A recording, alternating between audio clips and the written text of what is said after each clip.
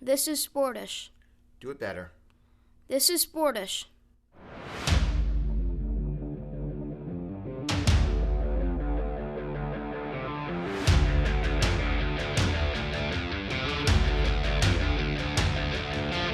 This is Sportish.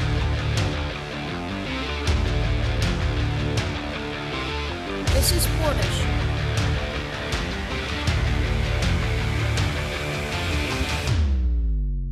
This is Sportish. This is Sportish. Welcome in, everybody. I'm Geoff Brault. He's Dr. Keith Strudler, Director of the School of Communication and Media at Montclair State University.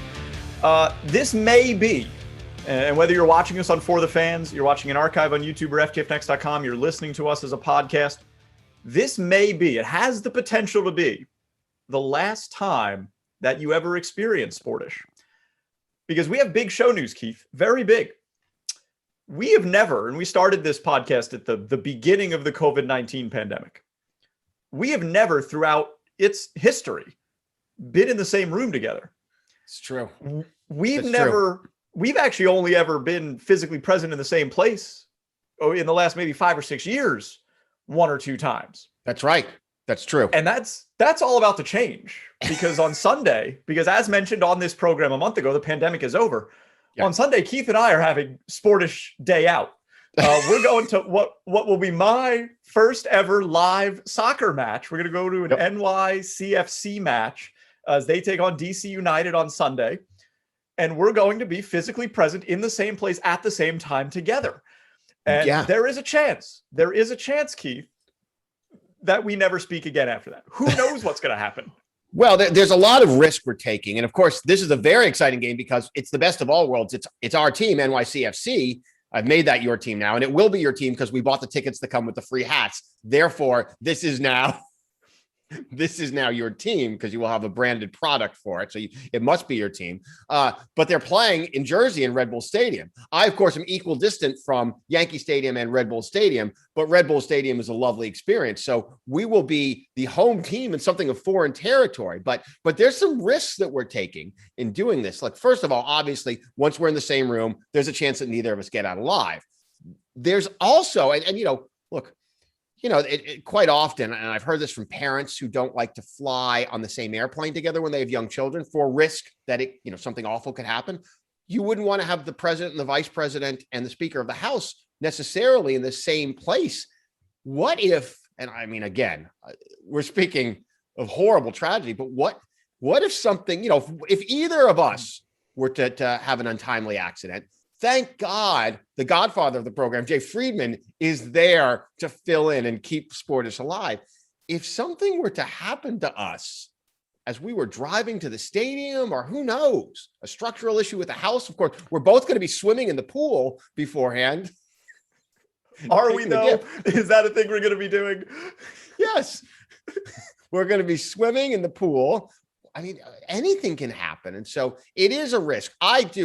I don't want to get anyone too concerned. I do fully expect that you'll be seeing Sportish at noon, I believe. I'm almost certain at noon again next week. So don't be too concerned, but do know, should I be thinking about a police escort for us? It might not be a bad idea. Now that we've said publicly where and when we're going to be together, we're targets. We've got targets on our back. Yeah. Like you're welcome, Jay Friedman. We just made it that much easier for you to concoct your nefarious plans. We might want to talk to Red Bull Arena about, some kind of security. Maybe they can put us in a special section or even, dare I say, a luxury suite. Because, I do think we have now made ourselves targets, which is not to say, by the way, that if you are in the area, would also like to go to a soccer match or are going to be there, come down and say hi. I don't know where our tickets are, but you'll find us. Well, I would say look for where you perceive the cheapest tickets to be, and you'll find the cheapest tickets by the place where everyone's wearing a free hat. So I think we're in section 118, but I don't want to swear on it. So it would be great. It would be great if you came down and said hi. Don't spend too much time. Don't sit down next to us. Like that, I would not appreciate you, but always in a standing position. Come down, get your selfie with us. We'll take the picture. We'll sign your hat or something like that. and then we'll move on. We'd love that. And then, of course, tweet about the experience so you can give us some social currency, of course. It's very exciting, though. We'll probably, I don't know if the arena is going to make a big deal out of it. It's kind of like, it's like in the Garden or like in Barclays when Jay-Z's there. Like, I don't know what it's going to be like. Whatever. I'm sure we'll be on the big screen at some point. So it's going to be very exciting. It's going to be it's very exciting. Yeah, we'll tell you all about our day out in next week's episode. But first, I mean, don't come. By the way, don't come by the house. That you're not invited to that. Keith, you've gone to more live soccer matches than I have because I haven't gone to any. Mm-hmm. What am I in for? Like, what's this experience going to be like? I have no idea what to expect. Well, there's a lot of cheers and chants. I'll tell you what, it's going to be a little unusual because I've gone only to one soccer game kind of in the end of the pandemic era. And it was obviously far more sparsely attended. That's when they were roping off sections. Because this is NYCFC playing it's playing in Jersey. I think you're not going to have a huge crowd is my guess. So my guess is we're going to be able to spread out. They're certainly not opening up the entire arena. I mean, they'll keep the upper bowl all tarped up and even parts of the lower bowl potentially. But so you'll have plenty of space. I'll tell you what you're going to get. You're going to get in and out in 2 hours, which is unbelievable. That's what you're going to get. You're going to have a moderately priced parking experience. And of course, that's going to be a situation where we decide who's paying for parking. I see it already. Like who's going to reach for the wallet, right? That's going to happen. And look, and I hesitate to say this, but you got the ticket. So I think it would only be fair that I get the parking. I can't believe it has said that publicly. Why would I say that? Well, yeah, but that's not even Steven yet. It's not even Steven. It might be. I mean, I don't know how. No, it's not bad. Do you want me to buy? No. Do I have to buy you a cauliflower wing? Is that what would finally? I think that's how it's going to be. You're going to be on food and parking, and I've got tickets. That seems fair. That seems fair. I mean, but then again, like, is it? I don't know what an Impossible Burger costs at one of these places. It could be a $27 item. No, I will tell you. So we went. They had like either Beyond or Impossible. I think it was at Yankee Stadium, and we asked for it like a few weeks ago. And they looked at us, they're like, that'll be 15 minutes. Like they have it on the menu. They have no intention of actually serving. By the way, this is a great start. I was in a bad mood earlier. You want to know why? I'll tell you why. Because you didn't give me a chance to answer. I got a cupcake at work. There was a big building naming today at work and a big celebration. And there was food and cupcakes, and the cupcakes in a self-contained container. And I grabbed one and I was like, oh, I'm going to eat this later. And I put it at my desk. And then in the hurry to get home to do Sportish on my drive home, I was like, oh, like, and Montclair State's not one of those places where you can just turn right around and just drive right up to your window and grab it. Like it's an ordeal. It's a big school. So it was that moment. There's nothing worse than that feeling of being like, I've got this great food item and I'm going to bring it home. And I'm not normally someone who likes to bring work. I think that work food belongs at work and home food belongs at home, generally speaking. Like I have a big problem. I don't want to get too into this because I'm going to offend a lot of people. I have a big problem with then there's like a lunch at school and there's like plates of sandwiches and there's leftover salad or something like that. Someone's like, oh, I'm going to put that in a bag and take it home and eat it. Like I find that to be kind of gross. I look, let me be quite clear. I applaud the no waste philosophy. Right. I applaud that. And I understand the economics of it. So in theory, yes, you're doing the right thing. And I understand times can be hard. In practice, though, when I see someone grab one of those gallon-sized Ziploc bags and walk up to the bowl that came from an institutional kitchen for which we have all been hovering over and germinating over for the past 2 hours. It's a tough one. It's a tough one for me. Did the whole cupcake ordeal, did that bring you down from your high of being named Best Cat Dad recently? Well, it's interesting. At Father's Day this past weekend, I was in my house named Best Cat Dad, which came with this. Keith is holding up his Cat Dad t-shirt of a cat fist bumping a human hand. Now, I got to tell you, speaking of backhanded compliments, have you thought about the fact that your Father's Day gift was announcing you not as best dad, but as best cat dad? Because that is a backhanded compliment if I've ever heard one. I hadn't thought about that until now. I got two gifts for Father's Day. One is this, and one is an outdoor pool speaker that basically is for my kids. Although, I'll tell you what, we're going to crank that baby up. We're going to crank that baby up on Sunday. We're going to crank this up. We're going to crank up the speaker up on the pool, and it floats, and we're going to play Sportish podcast. Oh, my gosh. I don't know if I can imagine a worse scenario than that. Oh, wow. Wow. If any of you, by the way, are experiencing this podcast outside by a pool, on a Bluetooth speaker, while on a golf course, in some sort of unconventional way, let us know about it. We'd like to know about the weird ways that you experience Sportish. I might, the one I was going to add was like while sitting on the toilet. I actually imagine that is the most common way that people experience Sportish. Let's start off this episode with what maybe 2 years ago, 5 years ago, 10 years ago would have been an unheard of story, a massive story. And maybe now here in 2021 isn't. Ryan Nassib, a defensive lineman for the Oakland Raiders, has become the first active player in the NFL to come out as gay. That news, less than 24 hours after he announced it, was the 8th headline on ESPN's website. It's not a big story. And I think, Keith, that underscores how much progress we've made as a society. Yeah, if you kind of take this back to when, say, Jason Collins made his announcement, now a different sport, and you think about the reaction then to the reaction now. Although, I mean, I think when Jason Collins came out, a lot of people said, that's great, and we're ready for it. I think you're right. I think the progress is notable. And I think the fact that, again, it's hard to know. I certainly haven't seen any polling on this, but it certainly does seem as though the overall sentiment from inside the league, from players, from management, and from fans. I mean, if you were just, Twitter is not the good arbiter of public opinion, but it does seem as though this is no longer something that people see as a divisive issue. And I understand for those who live that experience, it is a much more significant moment. So I think in some ways there is a significance certainly to the LGBTQ community that should not be understated, because I think it marks a significant milestone.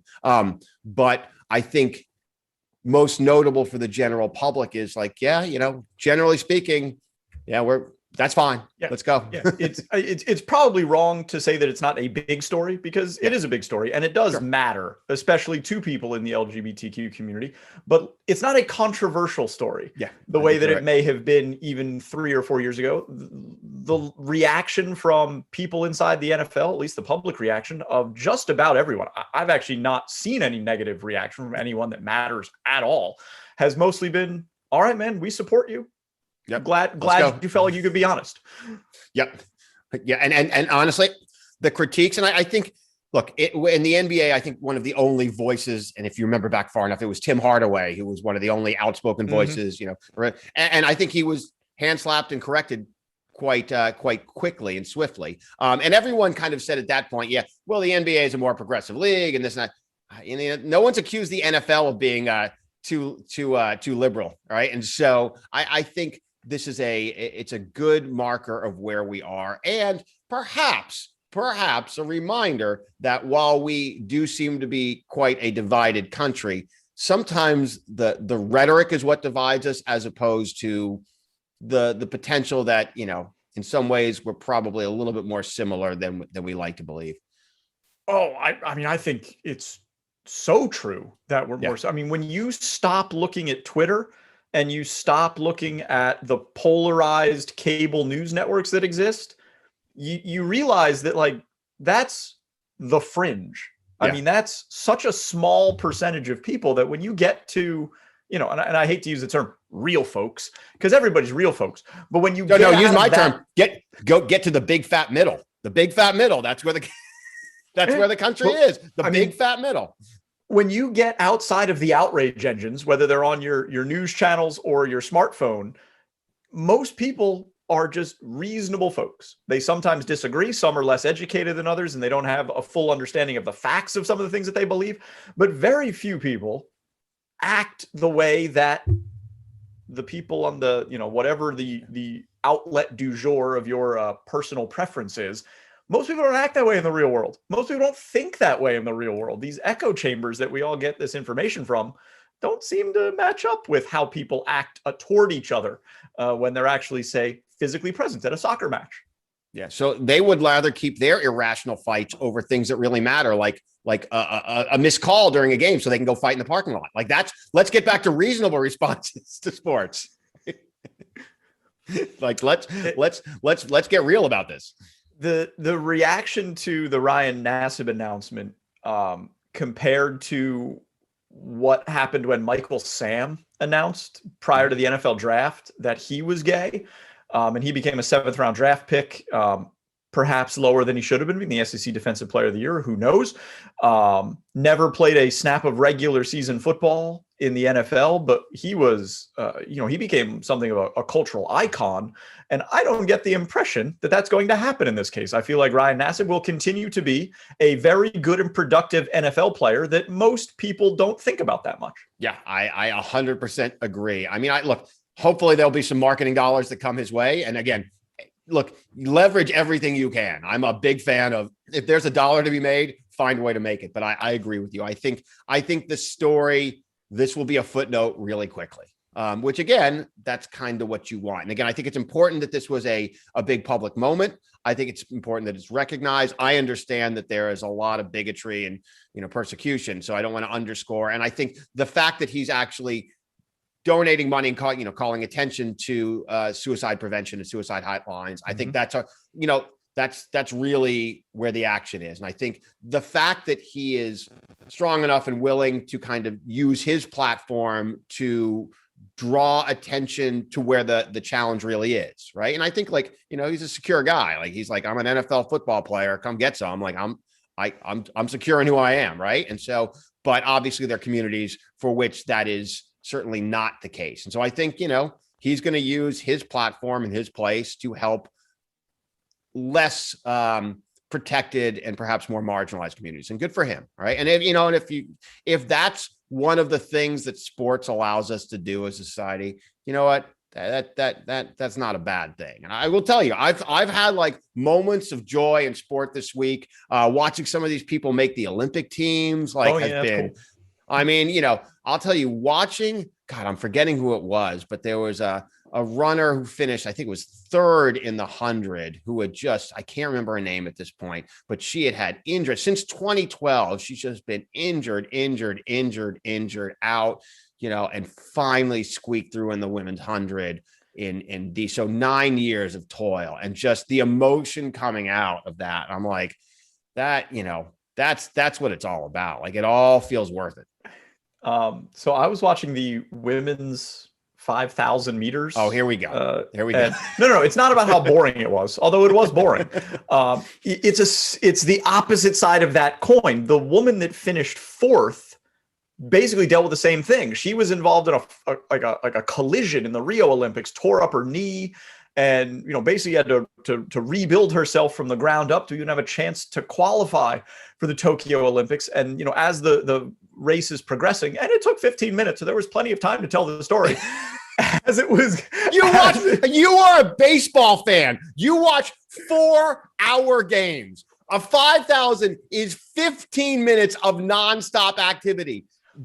During a baseball activity.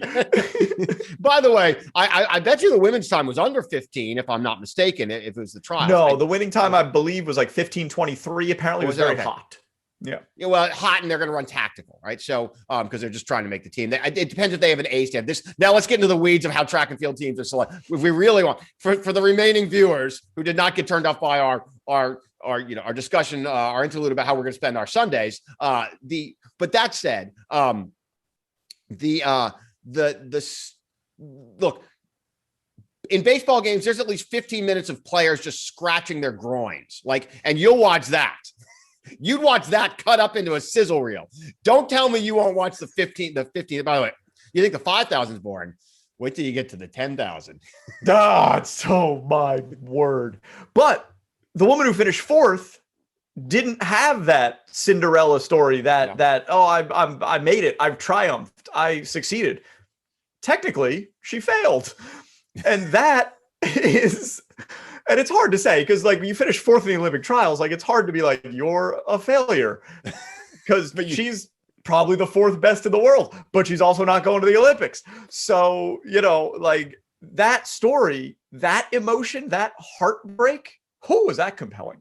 What's more compelling? When someone gets DQ'd in the blocks because of a false start. There have been a couple of cases. So imagine going 4 years waiting for this, and you might be a favorite. And you get one shot and you're out. This isn't like you get a yellow card. Like this isn't like your make-believe sports. This is track and field. This is the real deal, right? And so but it is so easy to sneak out of the block, and the machines catch you. It's all automated. They know if your reflexes are too fast. So you blow that, and you literally are done. It's over. It's all over. Imagine that feeling. That's how Jamaica got a bobsled team. Is that true? Well, you've never seen Cool Runnings? No, I've never seen Cool Runnings. So Cool Runnings. Don't please don't tell the plot of Cool Runnings. Like that is such a bad use of the viewer's time. Like the idea that you're going to tell the story of Cool Runnings. I can't believe you've never. First of all, it's based on a true story. So I know that. I know that. I can't believe you've never seen Cool Runnings. You hold Blades of Glory up as one of the best movies ever made, but you haven't seen Cool Runnings? Anyway, the team got started because they wanted to go to the Olympics very badly, but the people on the team, the bobsled team, were guys that had a collision with each other during the Jamaican Olympic qualifiers. All right, thank you. Now we're not going because this guy fell down, tripped us all up, and then they started a bobsled team to get to the Winter Olympics. All right. Sidebar, Blades of Glory got me thinking about kind of a prelude in some ways to that, which of course is Napoleon Dynamite, because you had an actor, of course. I forget the name of the actor. Guys in both, yeah, right. So a role that I think doesn't get enough credit. I don't know what your feelings are, Napoleon. We were looking for something to watch with our kids. We thought we were going to watch In the Heights. Apparently, I don't buy the commercial-free version of HBO Max, so I couldn't watch it. When that's, by the way, HBO, if you're watching, that is a scam. I spend a decent amount a month, and because I don't spend an extra $5 a month, you're going to hold it out. You're going to hold culture away from me now. Thanks a lot. All right. But that said, I'll watch it eventually. HBO. I'll watch it, or I'll steal it. I'll get it. So that said, so we ended up watching. We were just looking for something. I was like, well, something that. And by the way, you'd be surprised at how many movies are not appropriate for an 11-year-old as you start to. I wouldn't be surprised about that. It doesn't get. I mean, it's hard. So the one that you would want to watch and that they'd all want to watch, right? And so we ended up on Napoleon Dynamite. We were just looking through all the on-demand. All right, and I'm like this on Napoleon. I think it was overrated, but there's some great scenes. A character I think that was underrated in there, and I don't know how I got to this. Was Summer? You remember Summer? She also ran for president. She ran against Pedro. She ran against Pedro. She was okay. She was, she had the hands dance at the end, the happy hands, right? So her boyfriend, who was the stereotype of what you imagine her boyfriend would be in that high school, he was like the cool guy, right? But when she was doing her performance and like dance, like his, like, oh, that's so hot. He was like the way he did that, I thought was one of the greatest character roles of all time, up there with Eugene Levy as the car salesman in Vacation. So I can't tell the people the plot of Cool Runnings, which relates to the actual discussion that we're having. Correct. But it's fine for you to tell us about which character in Napoleon Dynamite you thought was underrated. And that you think is a good use of showtime. You thought, yes. No, we can't waste time with this cultural tie to this very popular movie about the thing that we're talking about. Right. However, we do have minutes to spare for the fifth supporting actor in Napoleon Dynamite, who may or may not have actually had a speaking role. Oh no, he had a small speaking role. I can't remember the lines, but he had a small. And you role. thought that was okay. I'm not in charge of the people were wanting. I'm not in charge of the rundown. I'm not in charge of the rundown. You're on the rundown. I'm here to provide entertainment and commentary. You're on the rundown. So if I went off track, to be quite honest, you're driving the ship. It's kind of your fault. You're the one. This, by the way, is why there might not be a Sportish episode 64 or 65. I don't know where we're at. You don't ever. This one is. This is 63. This is, if you would even look, because you do so little work on the back end of this thing. And to be honest, not a whole hell of a lot in the front end either. And so because of that, you are completely unaware of the number of episodes. I am 81% certain this is episode 63. Keep in mind that we started at 0 and we had some half episodes in there, like the time that we did 45 minutes on Netflix season 1 of Too Hot to Handle. So It all depends on how you count.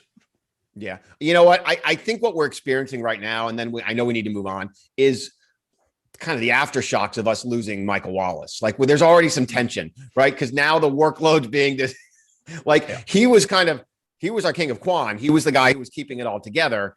And, also the safety net is gone now. Now there is no man behind the curtain now. Now we are one more loss away from the end of the program. Whereas before, we could have just brought Michael Wallace back up, got Jay Friedman back in. Now it's really hard to do that. Now we're flying without a net. Yeah. So I think you're just feeling that tension. I think that's what you're feeling. All right. Move on. Other big story this week, the Supreme Court smacked down the NCAA and told them that they cannot limit academic compensation in any way, which means that that's not a very big leap to get to that, to you can't limit compensation in any way. Name, image, and likeness legislation continue to weave its way through Congress. It might not even get that far. The NCAA might come up with a plan beforehand, and they're already coming around to the idea that plan should be super limited in scope, basically do what you want, which is the right answer, by the way. There's no reason to overregulate this stuff or have people, you can't make people apply for their rights per se. So the NCAA did not have a particularly good week. They may be, and I don't think they are, but they may be, if not going away, becoming much more irrelevant here in the very near future. Yeah, it's, again, there's a lot of things they're going to have to play out in terms of how much value is there with these actual athletes. By the way, I like the way they came up with the decision. They were like, for educational expenses and things of those natures. So I just can't wait. They're like, look, the center on the Kentucky basketball team is also participating in the finals of the Lincoln Douglas debate. And that is going to be in Nebraska. Are you telling me you're not going to buy him a train ticket to that event? We will not deny him any longer. If he wants to be a debater, he's going to be a debater. Like the way that they phrased it, like they're doing these extra, look, he wants to spend a semester studying in Chile. We are not going to deny him the opportunity. Like these are athletes in some cases that want to be in school as little as humanly possible. They're like, if I can go 1 year and get to the NBA, but I have heard it's lovely in Madrid. So I mean, I get the joke when you only think of the NCAA and through the prism of the very best basketball players and most Power 5 football players, but the vast majority of athletes actually do want to do that. Whoever the captain of the women's rowing team actually probably does want to do some sort of independent study program in the Galapagos Islands or whatever. So for those athletes, and that is truly who I believe this name, image, and likeness legislation, this ruling from the Supreme Court is going to benefit the most. Think about the Olympic trials, the track Olympic trials, right? The college athletes don't have the same access to sponsorship and equipment that the professional ones do. Now, those college track athletes who no one's ever heard of prior to maybe randomly flipping over to the Olympic trials once every 4 years, they can now get a shoe deal. They can now get an apparel deal. They can now get money for training in the off season or whatever that they didn't have access to before. So it's going to make a big difference to a lot of athletes that no one's ever heard of and that don't play football and basketball. I think it'll make a difference. I think, again, it's a lot of hurry up because the reality is most track and field athletes get very little in the way of sponsorship, unless they win, right? And very few current collegiate athletes will make an Olympic track team. That's not the case in swimming, by the way. I mean, look at the age range of those swimmers. And you heard, if you watch the swimming trials, and by the way, if you think the 5,000 track and field was boring, why don't you flip over to flip over to the pool where you can't even see their faces, right? It's just, I haven't, by the way, send your emails to Jeff, who hates the swimming trials. I think it's fantastic. I'm obsessed with it. We've been watching every night. In fairness to me, I don't just hate the swimming trials. I hate all televised swimming. and honestly, why stop there? All non-televised swimming as well. It's fair. It's a fair point. I mean, to be honest, if you don't like the Olympic trials, I'm quite certain you're not going to like the Bergen County Club Regional Championships. Safe bet. So, but this is also not about, and this is the other great misconception about all of this athlete compensation business. It's not about making millionaire athletes that just happen to be 19 years old and play for Kentucky. It's just about them being able to get what they can get. And if that's a free pair of sneakers, it's a free pair of sneakers. Free pair of sneakers. They should be entitled to that and not have to lose their collegiate eligibility because, some company said, oh, we'd rather you wear our brand than that brand. Absolutely. And so, we used to joke because, if you were a decent distance runner in college, you'd go do, fun runs or, you do some road races in the summer and you'd easily win a race. You get like $100 and you just wouldn't take it. Or a lot, some guys wouldn't. It wasn't like they were tracking down the guy who won the Houston 10K or whatever. But it was little things like that. Obviously, that economy still exists, and there's quite a bit more because of social media. Again, I think there's a lot of hurry up and wait to see how much money and who might benefit. There's also going to be some, we're going to figure out how this impacts collegiate athletics, not only for the major schools, which is where all the eyeballs are, but what about the smaller schools that really might struggle in this landscape, depending on how it all pans out. What's interesting, I think, when you look at the court decisions on this is one of those decisions, and I wish there were more of them, that bring the right and the left together. Like exactly what I was going to say. Look who's on this decision. There is more that unites us than divides us. We all believe that 19-year-old amateur athletes should be allowed to get paid if someone chooses to pay them. It's amazing because it's about workers' rights, but it's also about free market. It's one of these, it's a really interesting. It's interesting that the NCAA has managed to find enemies on both sides of the lines. Like usually you can find some allies, right? You go to the left, you go to the right. There is nowhere to hide for the NCAA. So look, this change is happening. It probably, considering the way that the courts have decided, this is probably the precursor to quite a bit more. There's probably a lot of reorganizations happening. Who knows if there's going to be unionization and a deal that's made, because what's going to happen now is going to be your general chaos theory, right? And it's not going to be sustainable, right? You're going to have all sorts of craziness, and then we're going to have to come to something that works at some point. Well, so I think that's, and this is something I've been keeping an eye on, because I think that sort of chaos, the difficulty, how do I actually do this? How do I set these things up that athletes might be thinking? The NCAA is going to great lengths to make sure that the institutions aren't involved in this. They're basically telling the schools that, look, you got to stay out of this, right? Because I think that the major athletic programs, and probably even the smaller ones too, would love to be able to facilitate these deals for their athletes so that when their coaches go out recruiting, they can say, hey, look, come play for our school. We got this 40-person department here that's working on your behalf to try to market you, to try to get you some money from these deals. The NCAA right now is saying, well, you can't do that. These kids just have to go it alone with whatever advisor or independent company they choose to hire. I think that some of the institutions, if Congress comes out and says you have to allow athletes to be able to be compensated, I think they're going to want to set those things up. They're going to want to generate as much revenue as possible for their athletes, pass it back to them as a form of payment or compensation. And it'll have to be in quotes because that'll still be illegal. But that's a huge recruiting advantage, especially for the bigger schools, which have the infrastructure and the capability to make those types of things happen. Yeah, the big schools, to be clear, the small schools absolutely do not. But I will also say, and now we're getting really into the weeds, and I know we have some really important stories to get to, but this is also an opportunity when you start looking at your IMGs and some of these other partners that have been working. I mean, that's the way to do this, is you outsource some of the legwork that comes into it. And so I imagine, look, if you were wondering whether shoe companies and the agencies, the Octagons and IMG have as much share of the industry as they can? The answer is no, because there's about to be a whole lot more representation to be had. And so it is, I do think, though, it's going to be Wild West. If you think about how wild it is on the media side, and now you're about to get wild on the compensation side. This is full on chaos. And so, I mean, you can argue about whether you think ADs and people who work for the NCAA, like the commissioner, are overcompensated. They're about to earn their keep, because this is going to be a rough ride. And I will also say, college presidents who have been doing everything they humanly possibly can to stay out of this, like they're like, look, there are about 18 things that can drag my presidents down. I don't need a 19th.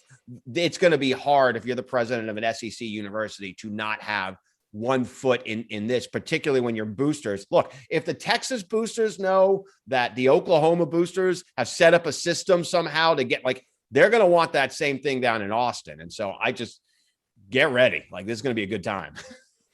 You alluded to some of the big things that we still have to talk about. Let's start with this.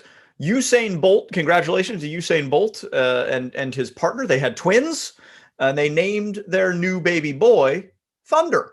Thunder Bolt. Thunder. Keith, your thoughts?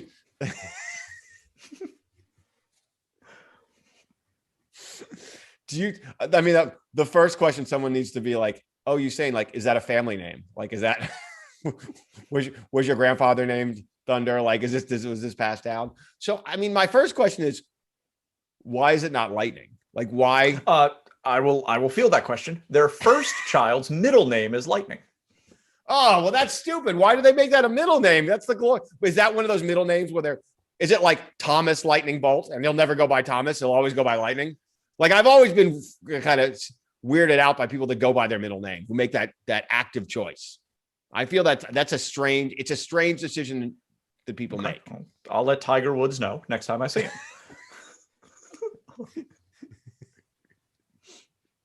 I just think it's weird. Why wouldn't they? First of all, your parents wanted you to have the first name. Secondly, why would you put I just don't understand why you would do it. Why do you not like your first name? What if your first name is the same name as someone else in your family? So then you don't want to go by Junior or 2 or 3, or maybe your 7th. So you go by your middle name. I don't think you should be able to make that choice. Well, okay. I mean, that's a heavy hand, isn't it? That's a little heavy.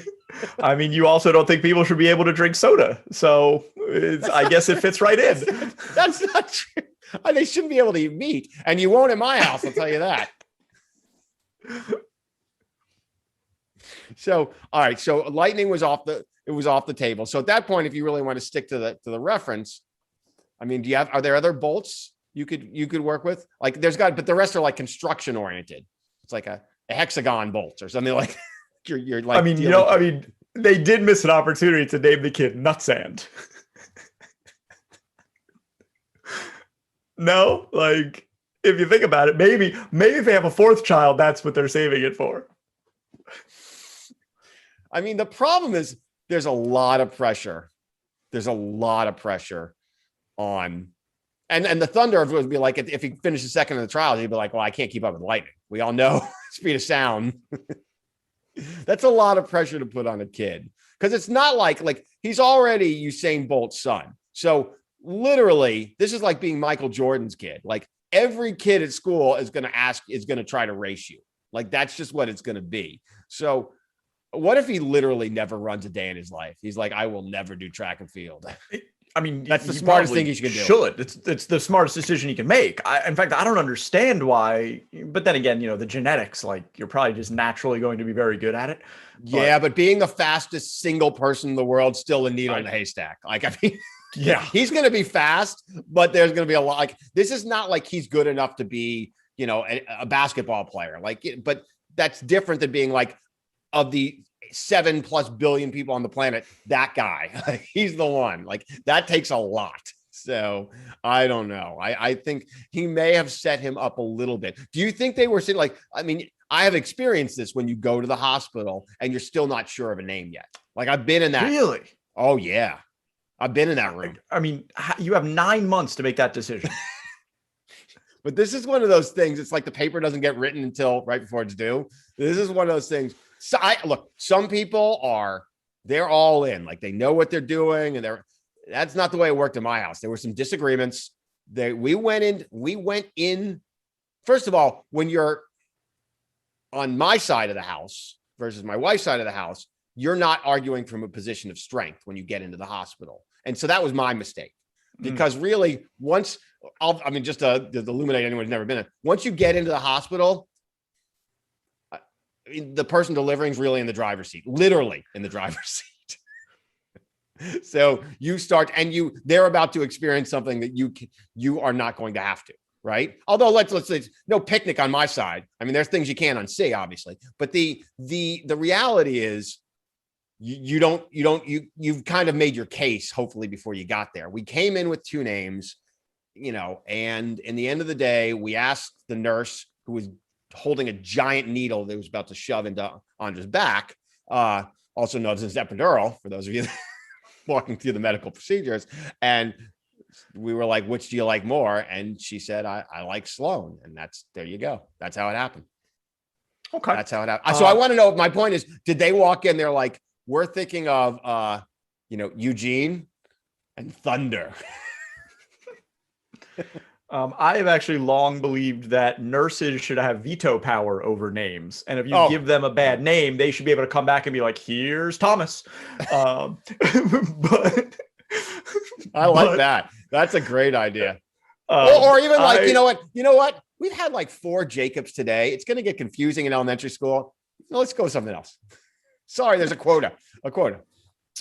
So I obviously do not have any children.